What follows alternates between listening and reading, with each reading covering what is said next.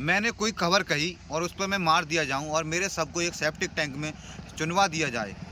ये कोई कहानी नहीं, ये एक सच्ची घटना है छत्तीसगढ़ के बस्तर ज़िले की, जहां पर एक मुकेश चंद्राकर नाम के स्वतंत्र पत्रकार थे, जो कि उनका एक खुद का यूट्यूब चैनल था बस्तर जंक्शन नाम से, और वे एक एनडीटीवी न्यूज़ चैनल में स्ट्रिंगर के तौर पर काम कर रहे थे।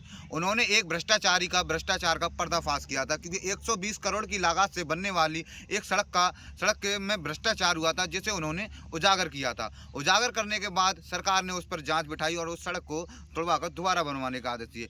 इससे जो ठेकेदार था सुरेश चंद्राकर, वो इतना गुस्सा आ गया कि उसने मुकेश चंद्राकर को धोखे से अपने घर बुलाया कि तुमसे कुछ बातचीत करनी है, और मुकेश चंद्राकर को अपने घर बुलाकर उनकी हत्या कर दी। हत्या करने के बाद उनके शव को सेप्टिक टैंक में डाल दिया गया। हालांकि जब उनके भाई से जब बात हुई थी, मुकेश चंद्राकर के भाई थे, तो उनके भाई ने बताया था उनका भाई 1 जनवरी को सुकेश चंद्राकर जो ठेकेदार है उससे मिलने गया था, और मिलने के बाद उसके बाद वो घर नहीं आए, क्योंकि फिर उन्होंने उनके जो भाई हैं उन्होंने फ़ोन किया, और फ़ोन नहीं लगने की वजह से उन्होंने सोचा शायद मुकेश कहीं जंगल में कवरेज करने गए होंगे, क्योंकि जंगल में अक्सर झारखंड की तरफ नेटवर्क नहीं आते हैं, इसलिए फ़ोन नहीं लगा। जब एक दिन निकल जाता है उसके बाद उन्हें चिंता होती है, और उन्होंने एक पत्रकार एनडीटीवी के उन्हें सूचना दी ऐसे ऐसे मुकेश गया था और उसका कोई पता नहीं लगा है, अभी तक घर नहीं वापस लौटा है।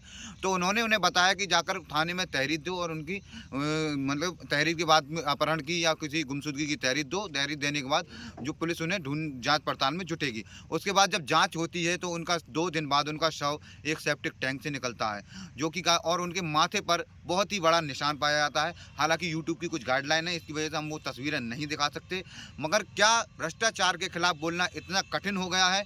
क्या भ्रष्टाचारियों के हौसले इतने बुलंद हो गए हैं कि अगर हम उनके खिलाफ कोई आवाज़ उठाएंगे तो क्या मतलब कि ऐसी घटना होंगी? और क्या कहता है, अपराध पर, भ्रष्टाचार पर अगर उंगली उठाना इतना कठिन है। और अक्सर हमने देखा है कि बस्तर ज़िले से अक्सर पत्रकारों को धमकियां मिलती रहती हैं। फिर बस्तर ज़िले से जब ऐसी धमकियां मिलती हैं, क्यों भ्रष्टाचारियों पर कोई कार्रवाई नहीं होती है? क्या वजह है? ऐसे ना जाने कितने सवाल जनता के और मेरे दिमाग में घूम रहे हैं। और अब बात करें राजनेता हुए, और राजनेता क्या करेंगे? एक छोटा सा ट्वीट करेंगे कि एक स्वतंत्र पत्रकार थे जिनकी मौत हो गई, जिसका हमें खेद है, और निष्पक्ष जांच की जाएगी, और कुछ दिन ये खबर सोशल मीडिया पर रहेगी, उसके बाद इसे दबा दिया जाएगा और एक स्वतंत्र पत्रकार बस केवल एक हेडलाइन बनकर रह जाएगा। हालांकि आपको बता दें, ये वही पत्रकार हैं जो कि सीआरपीएफ के जवान को जब नक्सलियों ने उन्हें पकड़ लिया था, तो उससे बिल्कुल सेफली घर लाने वाले ये वही पत्रकार हैं। आप चेक कर सकते हैं इनके ट्विटर हैंडल पर, जिन पर उन्होंने अपनी एक वीडियो पोस्ट की है, जिसमें साफ तौर से लिखा है कि हम ले आए सीआरपीएफ के जवान को, क्योंकि ये वही पत्रकार है, ये वही स्वतंत्र पत्रकार था जिसने सीआरपीएफ के जवान को बिल्कुल सकुशल घर लाया था, जिसकी कोई उम्मीद नहीं कर सकता था कि नक्सलियों से इस जवान को घर लाया जा सकता है। मगर ये अपने साथियों के साथ गए और नक्सलियों से बात की, और जो सीआरपीएफ के जवान उसके अपहरण में था उसे बाकायदा बिल्कुल एकदम सेफ उसकी जगह पर पहुंचा दिया गया। मैं विकास कश्यप, आप देख रहे हैं मेरा यूट्यूब चैनल वीके की अदालत।